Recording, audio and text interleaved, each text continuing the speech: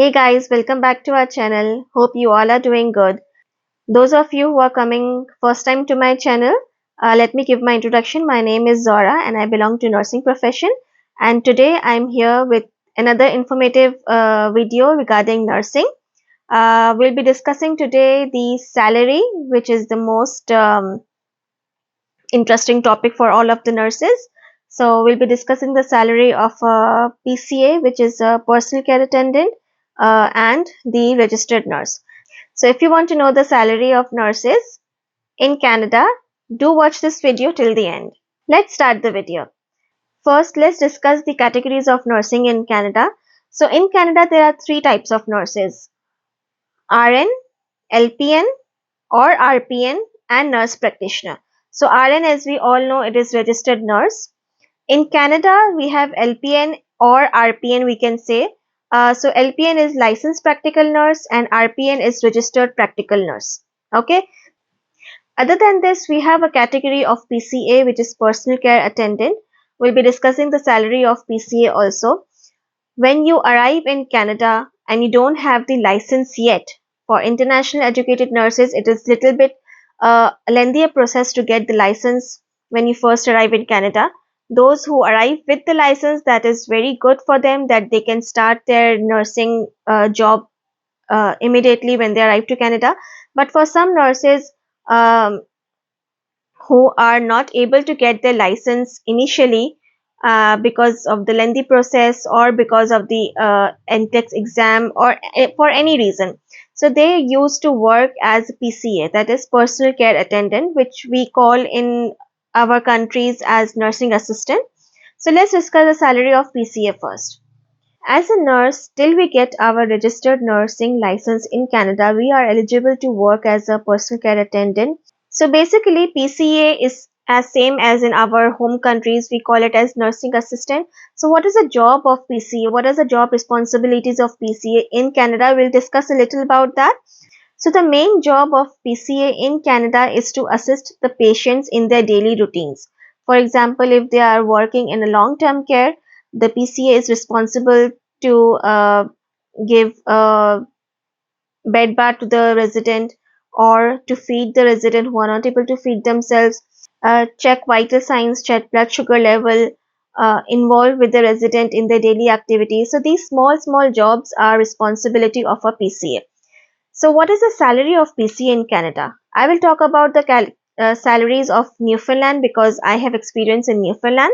The salary is more or less same in other provinces also. Maybe there is a difference of maybe $4 to $5. It's not a much big difference. Depending upon the organization and the location where the PCA is working, the average salary of a PCA will be around somewhere between 17 to 23 Canadian dollars per hour. Okay. Meanwhile, we are waiting for our nursing license. We are eligible to work as a personal care attendant in Canada. But others who does not belong to a nursing profession cannot work as a PCA until they do a PCA course, which is a 30 weeks course. And anyone who has done high school can enroll in this program and can become a personal care attendant. And those students who are doing a 4-year nursing bachelor program can also work as a PCA in their summer vacations as a part-time job. We discussed about the salary of a PCA. Now we'll discuss about the first category of nursing, that is LPN or RPN. In Newfoundland, it is known as LPN, that is Licensed Practical Nurse. Licensed Practical Nurse is a 19-month course and anyone with a medical background can go for it. Let's discuss first what are the major responsibilities of LPN. So the LPN are responsible to monitor the basic health of a patient such as vital signs, monitoring their overall conditions, change dressing, inserting catheters, involving with the doctor with the procedures and maintaining the documentation, consulting RNs on the patient's care plan and providing care, personal care to the patient such as bathing and toileting and of course doing the medication. So these are some of the responsibilities of the LPN. Let's discuss the salary of an LPN. In Newfoundland, an hourly wage of a LPN salary is around somewhere between 25 Canadian dollars to 35 Canadian dollars. Again, it depends upon the organization and the province or the location where you're working. Plus, it also depends upon how much experience do you have. Lesser the experience, lesser the salary, higher the experience, more will be the salary. Okay, the salaries that I'm talking about is all in per hour wages. The hourly wage of RN in Canada, in Newfoundland specifically, is around 35 Canadian dollars to 45 Canadian dollars. Again, it depends upon the experience, how much experience you have. The lesser the experience, the lower the salary. The higher the experience, the higher the salary.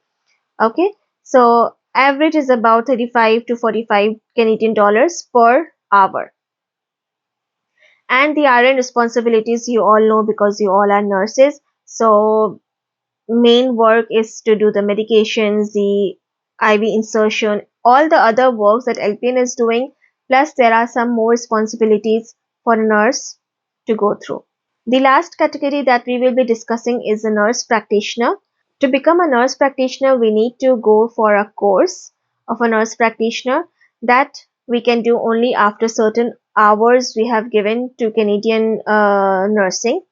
So being a nurse practitioner, we can actually prescribe medications to our patients, and the salary range of a nurse practitioner is somewhere around 60 Canadian dollars to 100 Canadian dollars. Again, depend upon the area you're working and your experience. So now that we have discussed about all the categories of nursing and what are the salary ranges for these categories, let me also tell you there are some benefits also that we nurses are getting.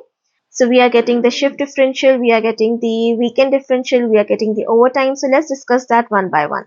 So shift differential is like if you're working in the evening hours, you will get $2.3 per hour extra on your hourly wage.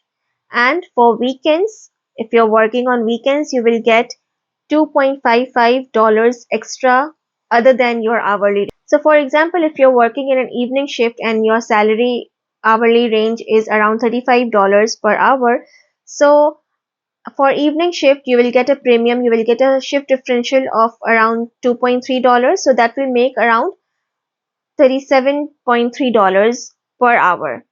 And if you're working on a weekend and your hourly salary is about $35 per hour, so you can earn up to $37.5 per hour if you're doing a weekend. If you're working on a public holiday and your shift comes on a public holiday, you'll be getting time and a half of your salary. If you're called for overtime or you take overtime shifts, you'll be getting a double pay. For example, if you're getting uh, $30 per hour, then you'll be getting a $60 per hour for an overtime. And that's amazing. So we can earn a little bit extra doing an overtime because we get double pay during overtime if we are called for overtime. Hope you like this video and I hope I have answered all your queries. If you have any questions, do let me in the comment box or connect me on Instagram. I would love to answer your questions. If you like my video, don't forget to subscribe my channel. I'll be coming with more informational videos. Till then, bye from Gupshup with Naz.